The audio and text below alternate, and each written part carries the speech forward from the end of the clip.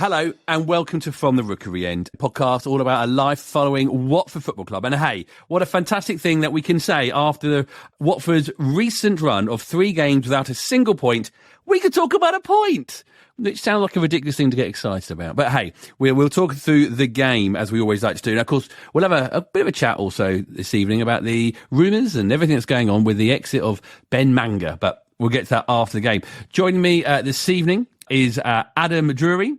Hi, John. How are you? Very nice, thank you. And Jordi. Hello. And, well, you made the trip up to Cardiff. Along, I'll go with. Adam, how was Cardiff on the weekend? Firstly, as you said, delighted to be present for a historic occasion as we don't lose away from home. Yeah, so it was a lively day in Cardiff. There was rugby on at the same time. Wales kicked off at 2:00, I think, so we just left the city centre as things were getting going and came back and things were pretty rowdy. I've never been on the train before, so nice to experience that city centre. Well, I remember when we went on our very first From the Rookery End away trip, way back in the day. We actually went to Watford away at Cardiff, Malcolm Mackay's season, and we ended up going to Barry Island beforehand. We got the train from Barry Island. The stupid thing was, we went in January, and Barry Island's pretty much empty in January, so we didn't quite get the fullness of Barry Island. But let's talk about the game and see how we go in terms of, was there much more to like? A little bit more to like? Are we on the right path? Yeah, you might have said Watford in a bit of a hole after no points in 3 games. But,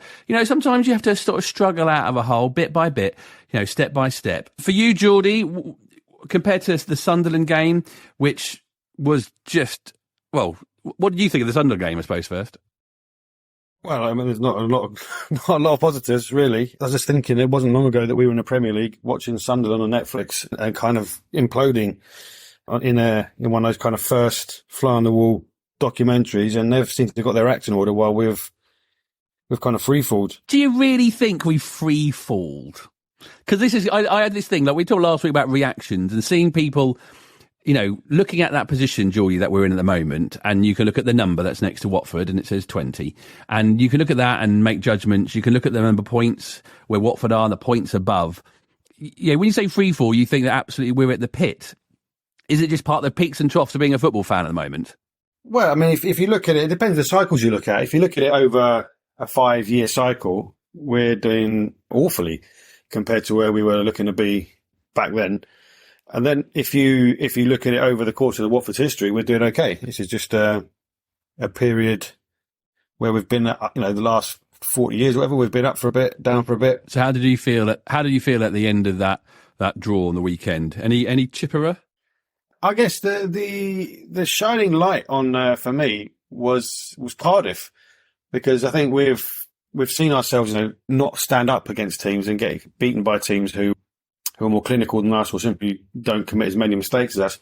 And Cardiff looked just as desperate, frankly, as we did. And if anything, I think we probably deserved, or were more likely to win the game than them, albeit that game may have had to last 300 minutes for another goal to go in. So I think the most recent games have kind of been a bit of a worry because we've been outplayed. When we've been beaten, we've deservedly beaten. Whereas with Cardiff, I felt like, okay, there's at least one other team that's not going to be looking, not going to be doing well. There's going to be struggling in some form. So I guess that the optimism was simply that, because had Cardiff beaten Sunderland, if that makes sense, they would have beaten us because they would have taken advantage of the cheap opportunities they had. Cardiff had a few opportunities that they didn't take. One particular where the guy went through, then almost paid homage to Bayo's shot against Sunderland just by shooting it over the bar. But, a better finisher would have put that away. And had Cardiff been Middlesbrough, they may not have exploited us, those awful opportunities that we gave Middlesbrough that they did score early on. So I think really we've been taken to task in our recent games by teams who are not as kind to our mistakes. And Cardiff was the first time we met a team that perhaps was going to be a bit more forgiving and give us a chance to do something. But that's the only kind of positive I could really see out of it, that they weren't as bad as everyone else. Okay, let's have a talk about the different positions. There was changes, Adam. You can sort of see from the team, who went off for who and who was just moved around. We know we started with a back 4 of Sierralta in there alongside Hood and Ngakia and Lewis starting yet again. Do you think that was more of a just a tactical thing that freed up the midfield, or did you see Adam like Porteous maybe not being at his best? Yeah, I think the latter more so. I think Ishmael's first choice team would still be Porteous and Hoot at centre-back and Sierralta just in front in midfield. I have sympathy with Porteous because I think the setup and the way he's been asked to play so far this season has made life very difficult for him. We know that those centre-backs play very wide in the build-up. They're very open. They're asked to take risks and they're having to do a lot of defending, one-on-one defending, which centre-backs wouldn't normally have to. And I thought he started the season quite well. He was quite aggressive and confident. But as time's gone on over the last few weeks, that kind of controlled aggression within that setup has evolved into kind of manic, over-emotional performances. And it got to the point of Sunderland, I thought, on Wednesday, where it looked like he was really all over the place. And I was hoping at Cardiff on Saturday that he would be left out of the game just because it looked like he needed a breather. He just needed to stop for a moment. So I think it was more a reaction to that. And obviously with Sierralta already playing in midfield, it's quite an easy move to drop him back one. I really hope this isn't a moment where the Porteous signing is beginning to be viewed as a failure or him as a dud or anything like that, because I think he's got a lot of potential. He plays regularly for Scotland. He's put in a few decent performances for us since he signed. I think this was just a day when he needed to sit it out. And actually, he came on for the last half an hour. And although, as Jordi says, we didn't have to do loads of defending, I felt like he did look a little bit more settled. He won the ball back well, confidently, and got us on the attack a couple of times. So, you know, that was only half an hour and I might be reading too much into it, but it did seem like he maybe benefited from not being thrown in from the start again and from having that little break, sitting on the sidelines, watching on. So I'm sure he'll be back in the team soon, but definitely for me needed, resting, sitting out for a game or two.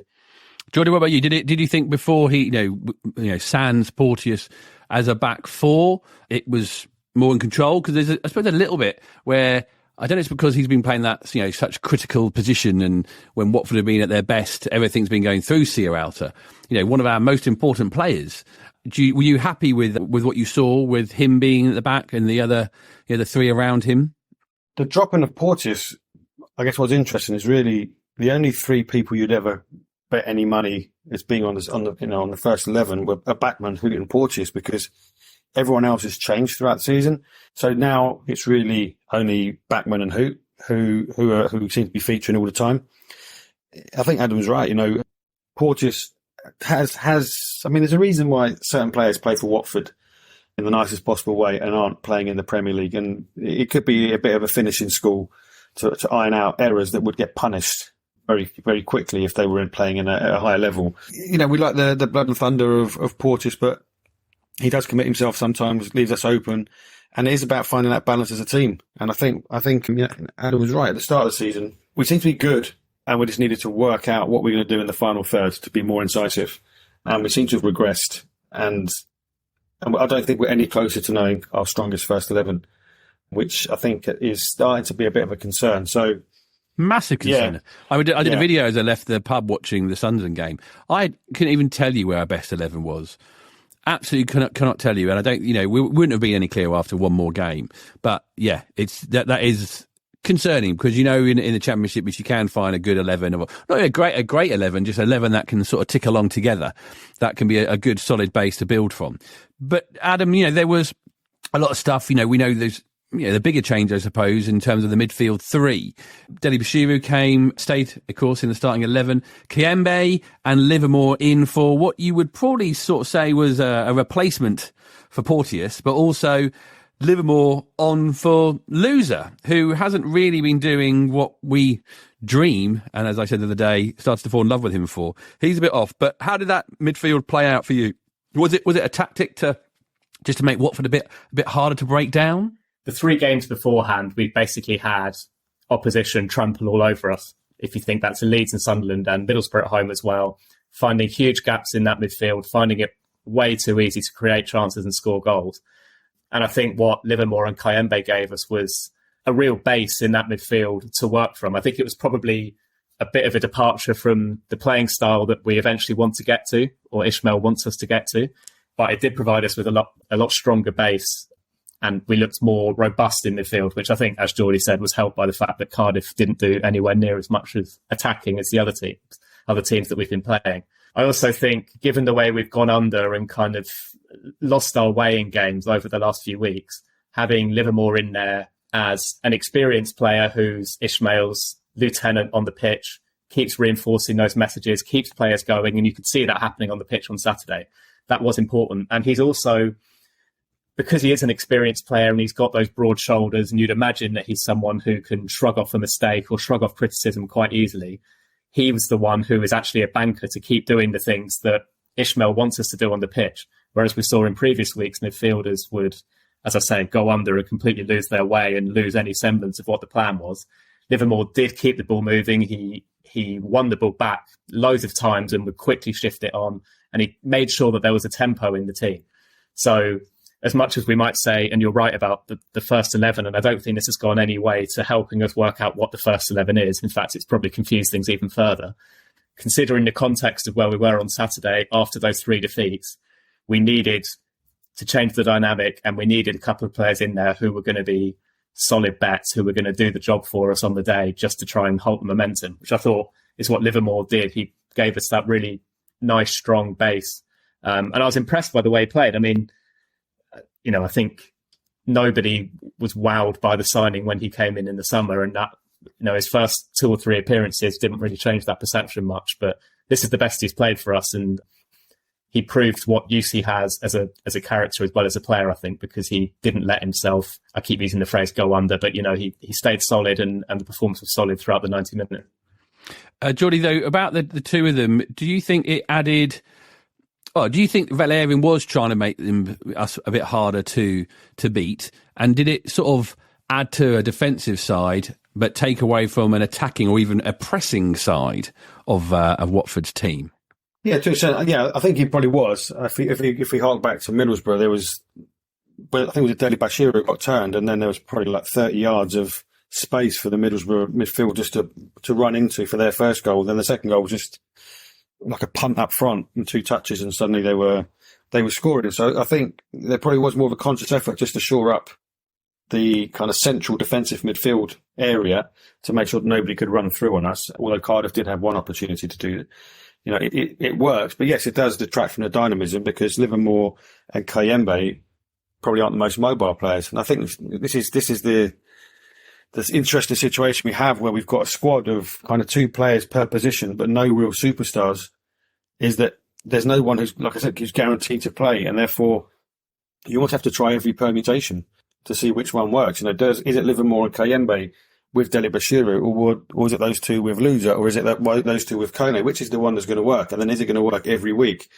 We seem to be finding our way and hemorrhaging points unnecessarily in some cases. And I think the kind of the shadow in the distance, if you like, is that we've had a couple of relegations in recent years, and we know that the second one you go down because you're just simply not good enough. But the first one was like a relegation that crept up on us a little bit, where you think, oh well, we just need to click and we'll be okay, and we'll pick up 2 or 3 wins and we'll survive.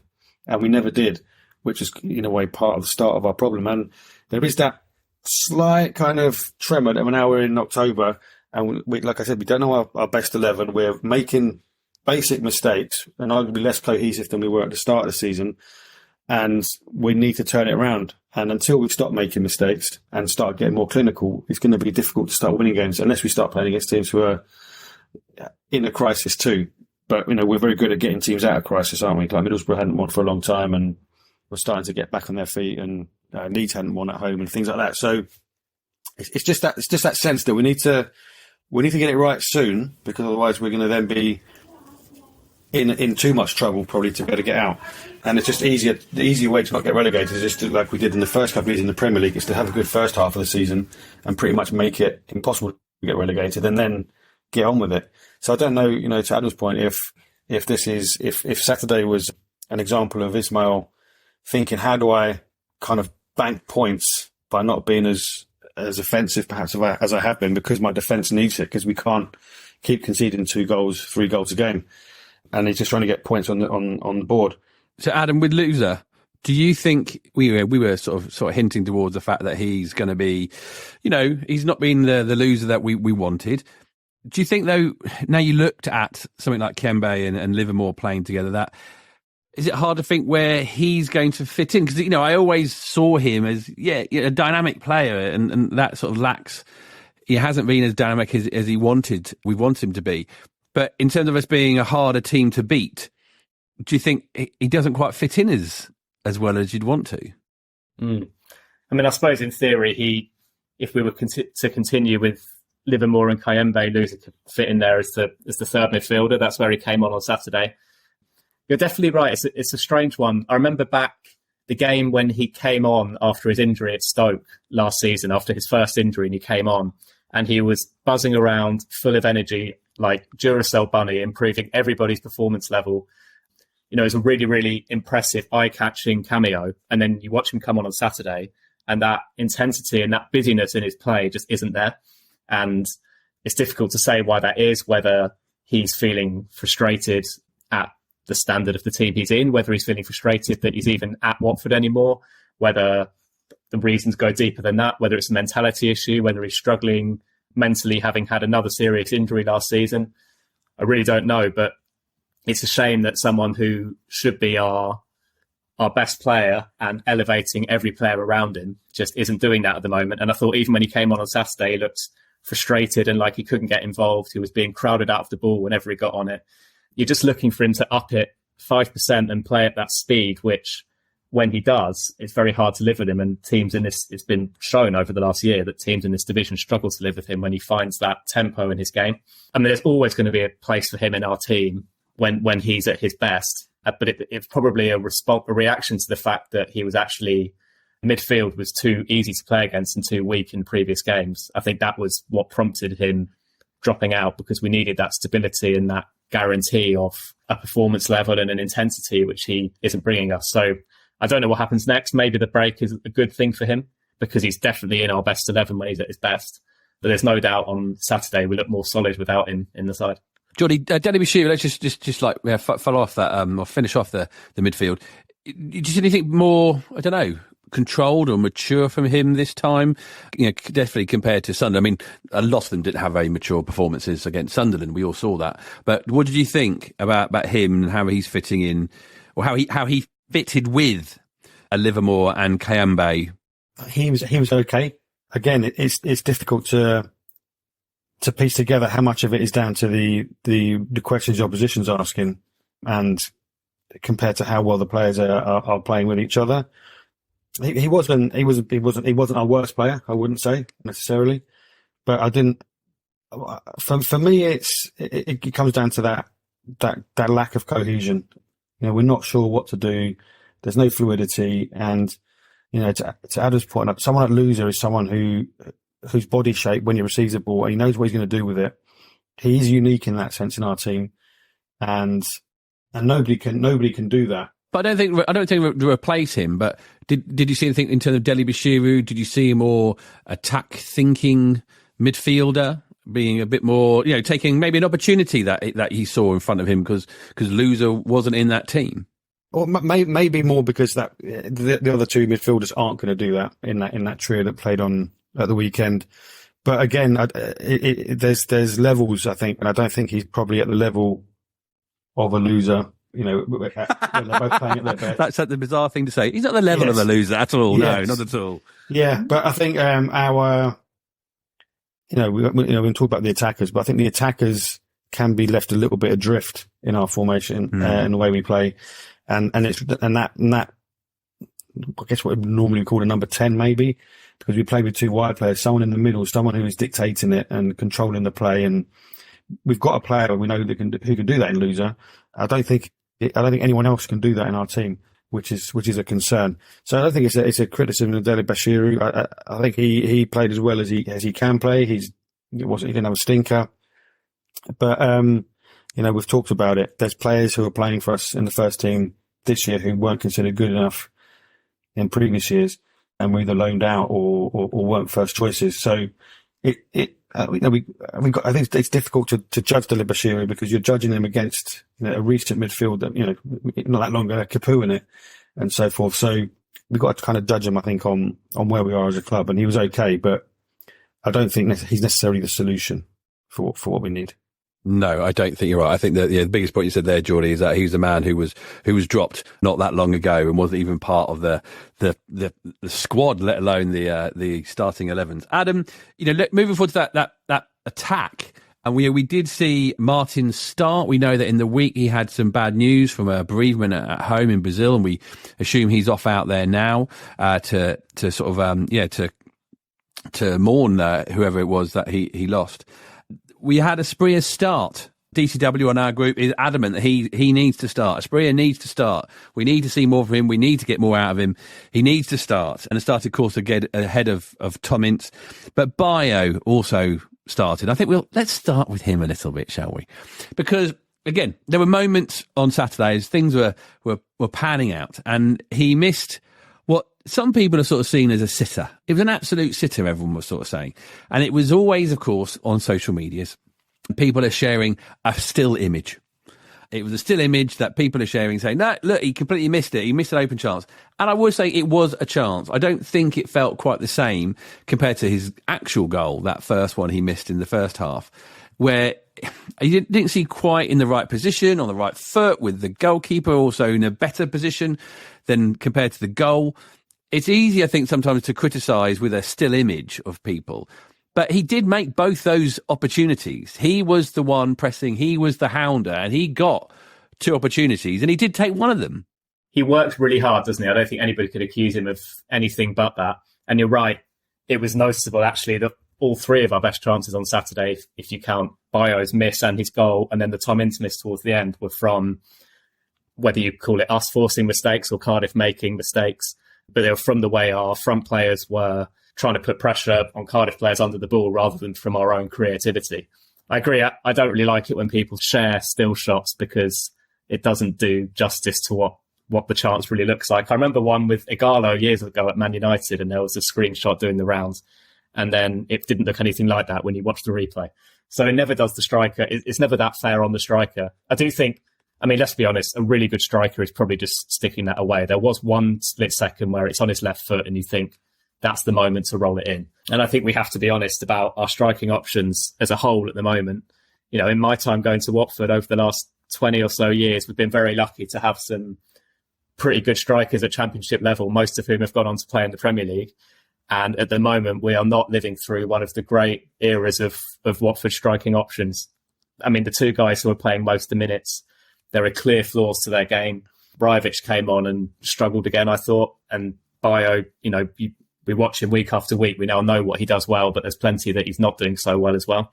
He does at least get himself in these positions to score, and he does work very hard from the front, which is a good thing. It enables us to try and get control of the game when he's pressing the opposition defenders from the front. But unfortunately, that lack of quality up front at the moment is kind of undermining any of the decent attacking work that we're doing, because you have no confidence in chances actually hitting the back of the net. And too often when it gets worked into the front players, the moves are breaking down because the wrong decision is made, or there's a clunky touch, or it's a bit too slow. As Jordi just said, I think that's just where we are as a club at the moment. We don't have quality all over the pitch like we have done over the last few years. And yeah, I think certainly the centre forward position at the moment is one where we're hoping rather than believing that chances and moves are going to, or chances are going to be put away and moves are going to flow through the centre forwards, because it doesn't happen often enough. And they go a couple of weeks off and they'll be back and be perfect, I'm sure. Not really. But Jordi, the boys either side of Bayo, we had Martins, who came back, as we've sort of said, and Asprilla. They are sort of the excitement in the side, but they still have their limitations. Do you put that down to them, their age and all the rest of it? Or do you feel it actually is just the fact that they aren't able to shine through and show off their skills to play it through for someone to whack it in the back of the net? I think it's interesting that we play with them on the wrong side. You know, previously, like, wingers always be on, you know, the right wing will be right-footed, the left wing will be left-footed, and they'd stick with and give the team width. Whereas they both want to cut in on their stronger foot, which slows the move down, which then either leads to them having to pass the ball into midfield or take, you know, Martin, someone, eventually the team's going to work out his move of cutting in and shooting into the far top corner, and it'll stop him doing it. But the ball doesn't get crossed in. So you can put a ball in and the centre forward scores it and you get an assist and it looks like you did really well. But if you don't have that confidence on your, you know, of using your wrong foot, or you just don't have the confidence that your striker's going to do it, you end up not not doing it, which then can often lead to the mood breaking down because we're so kind of ploddish and getting the ball forward. Again, it's a difficult one. I think they're both a stage of their development where they belong at Watford. We've seen other players continue their development and go on and and now playing in spoken about in Europe and so forth at higher level. It's down to them to kind of take the opportunity they've got of being at Watford now, as we are, and in the way we saw with João Pedro, kind of go from being a boy to a man and taking on that responsibility to the extent that I think João Pedro probably did it too much last year and tried to do it himself. There's the chance for Martins and Asprilla to stake a place in the team, but they need to step up and show that they can be better and they can stand out in the team. Because it's very easy as a winger to be isolated if the ball's not getting to you, but they are a fundamental part of how we play. And really, I think it's the centre forward that's compromised by our formation and our kind of lack of anyone around him. Because we talk about Bayo or Rivic not holding the ball up, but we've got two wide players and then a midfield that isn't necessarily getting to support them, while the centre forward has possibly two defenders on him. And he was saying, why aren't you holding it up? I think we need to get around the centre forward, and I think the two wide players need to go back to being wingers, if you like, get the ball in the danger and not always look for the safe option, which is probably what they're being asked to do a lot of the time, to be fair. So it's not necessarily on them. But I do feel that sometimes we go down the wing and moves just die out because we're looking for the perfect opportunity where we then see other teams get the ball forward and our defenders create chaos for themselves. And in the Championship, I think that happens a lot. And so, to Adam's point, we created opportunities by pressing Cardiff or goal-scoring opportunities by pressing Cardiff. It doesn't have to be a perfect move. And sometimes I think just getting the ball in the danger area and seeing what happens could probably be more fruitful for us than overplaying it or trying to cut in and shoot every time themselves, because I think teams get wise to it. So, Adam, as you left Cardiff on Saturday, trying to work your way through all the rugby fans, what did you think? Were you happy? Were you content? Were you thinking, after seeing what could have seen as a disaster away at Sunderland, that they were able to bring something together and just a little bit longer and a few days sort of together to focus on just the overall setup of the team in the international break and not have to worry about the next game and the next game and the next game, that we could make some steps forward and be in a much more back to where we sort of started the season?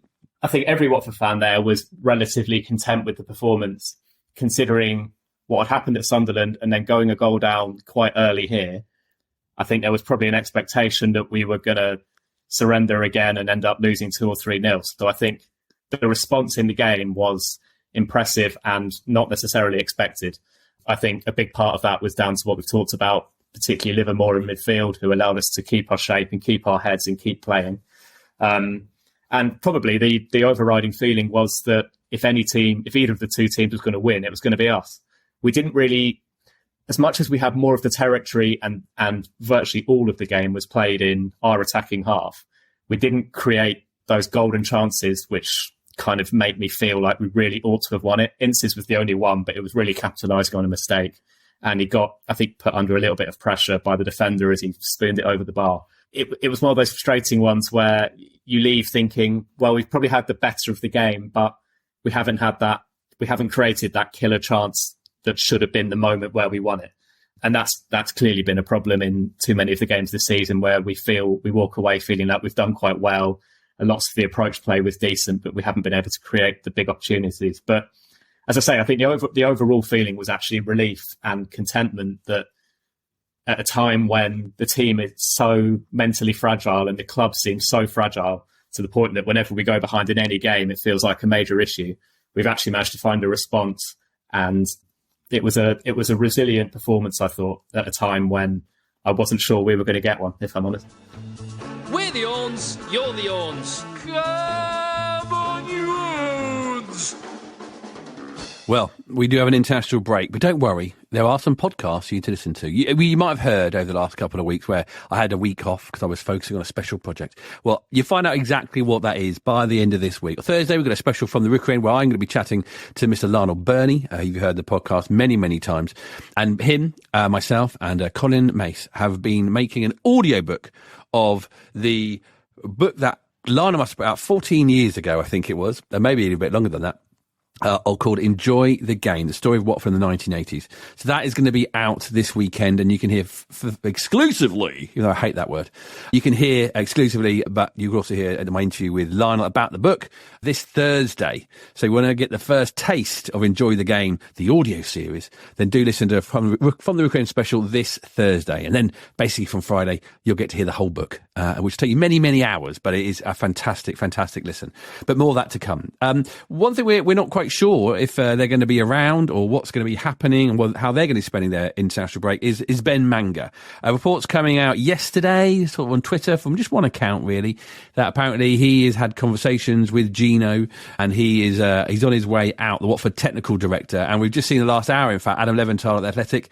He said it's increasingly likely that Watford's technical director, Ben Manga, and his recruitment team will be leaving the Championship club following discussions on Monday. Now, Jordi, when we see this international break, we quite quickly think, oh, is the manager leaving?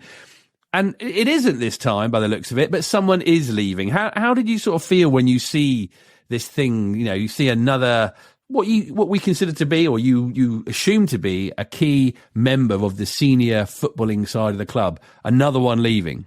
Well, it's not great. This recruiting of people, whether it's managers or heads of recruitment or whatever, and then them leaving quickly, just smacks of a failure to do due diligence or failure to support them.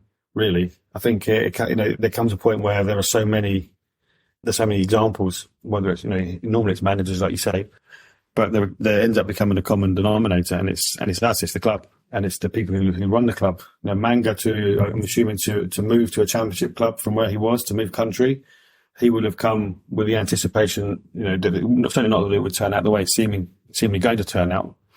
He'd have a different mandate, or there'd be a different level of support.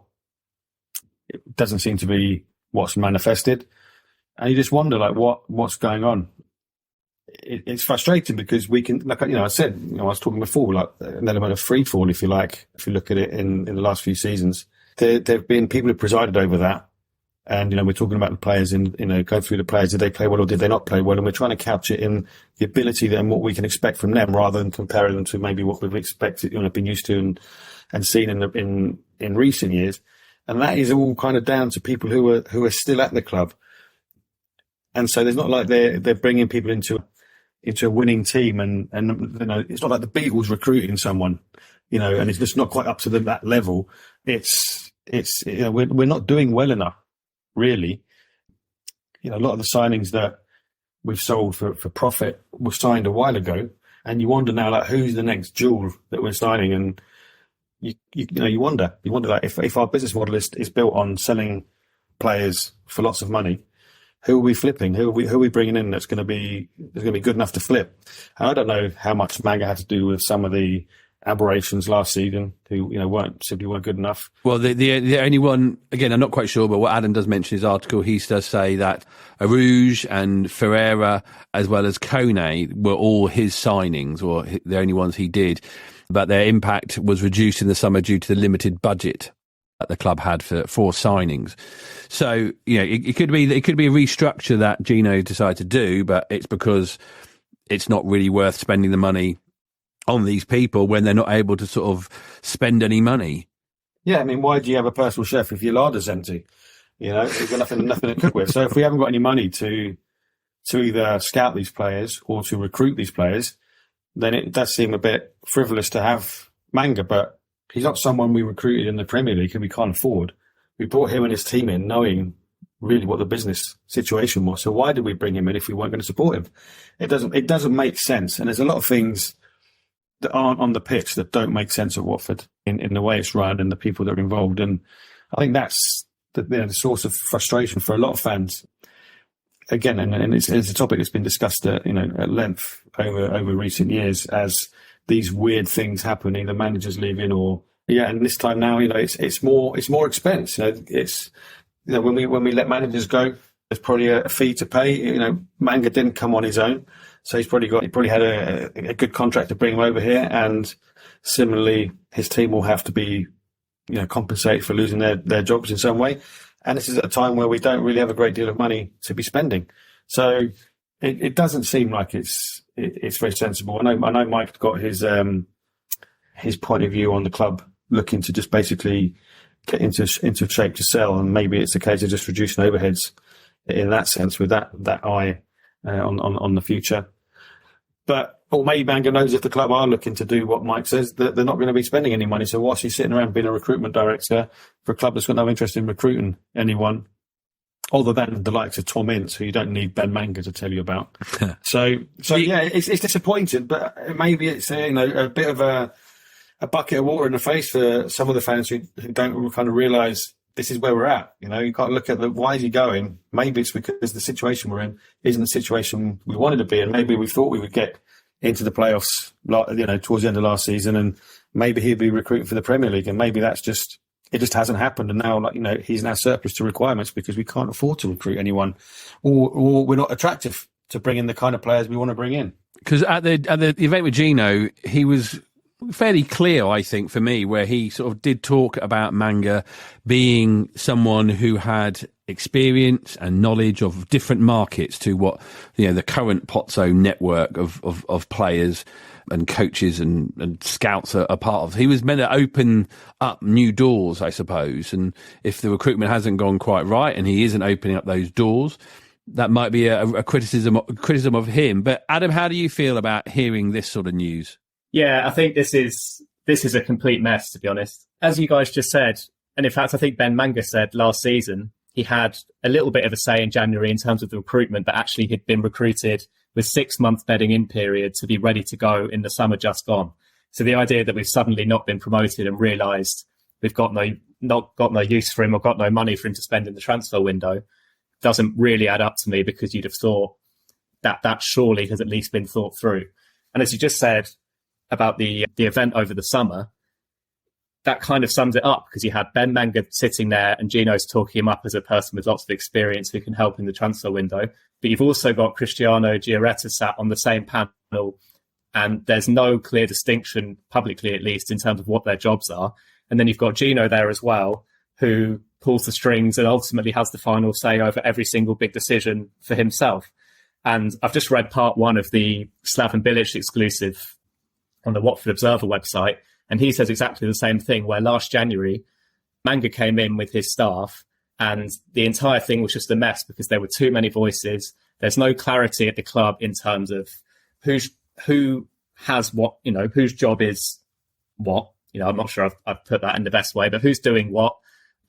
There's no definitional clarity in terms of roles at all. And it's just a load of voices in a room shouting at each other, and then Gino gets the final call anyway.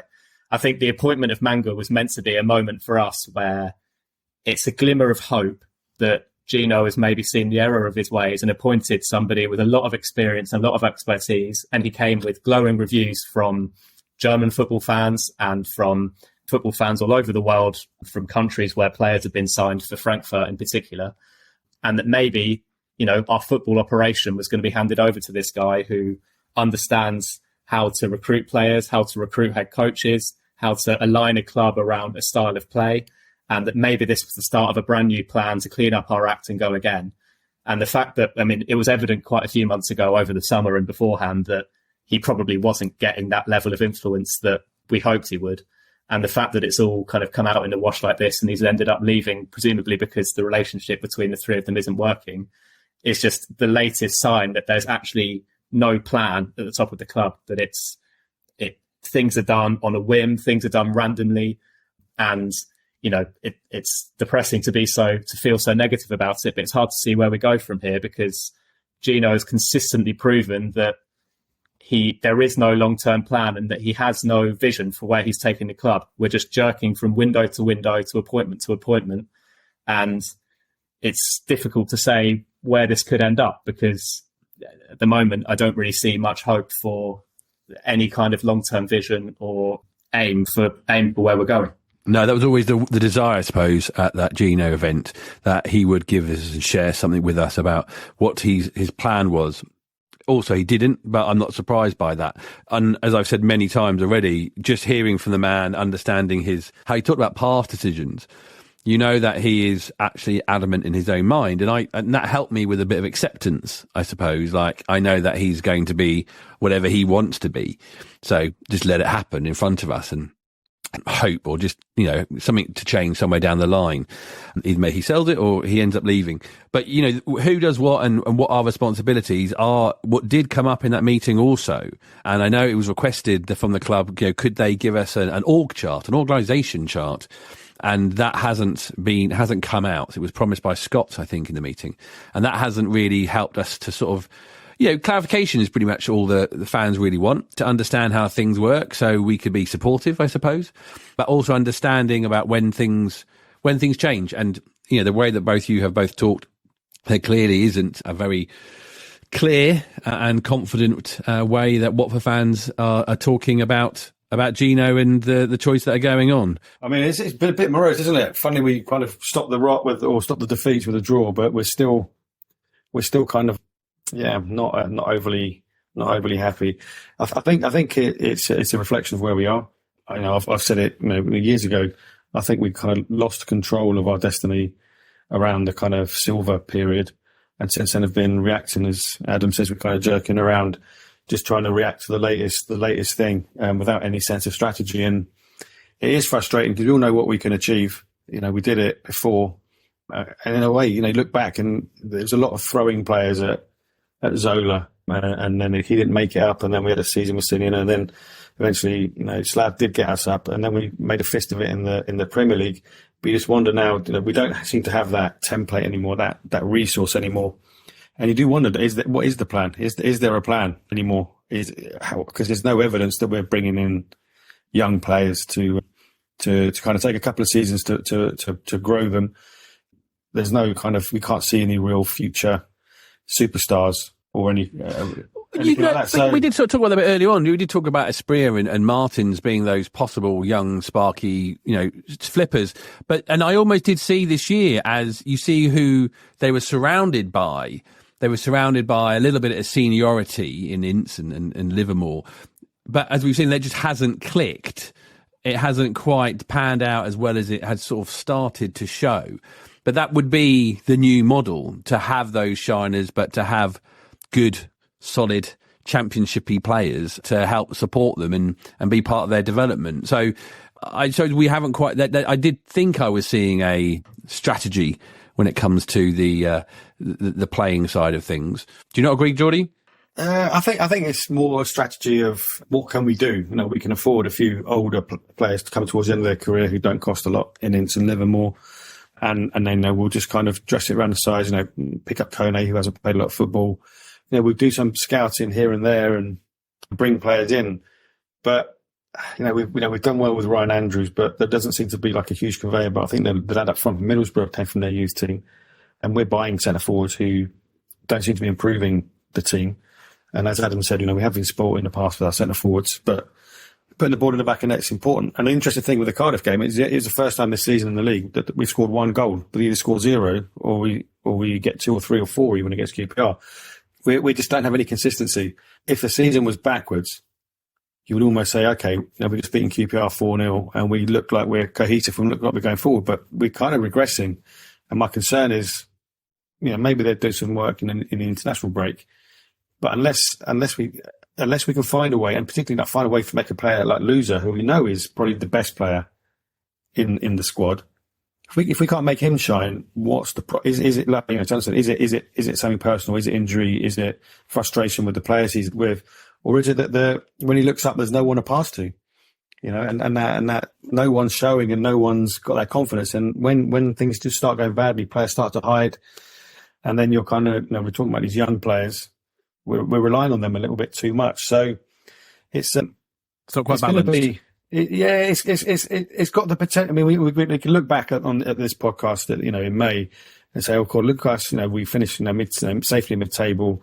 It was okay in the end. Or we could look back and say, we were talking about the warning signs of a very worrying season being pretty clear. So it's a difficult one. We need to get it right. I guess fourth bottom is as good as seventh in the Championship with regard to kind of just keeping you in the division for next year. Obviously, it's not as much fun for the fans to see that, but maybe that's the cloth that we have to have to cut our cloth for the next couple of seasons. But it's a dangerous game to play, and I'm not seeing the thing that should give me confidence just yet that we're going to be okay. Well, let's see if any confidence can grow from what we see on the pitch at Vicarage Road and stadiums across the country when the international break is over and Watford are back in action. Thank you very much, Jordi. Yeah, no worries. And thank you, Adam. Cheers, John. Let's keep our heads up. That's absolutely the way to take it. Heads up, everybody. And remember, some really good podcast listening for you over the international break. More of that on Thursday on the From the Recruiting feed. Come on, you Orns!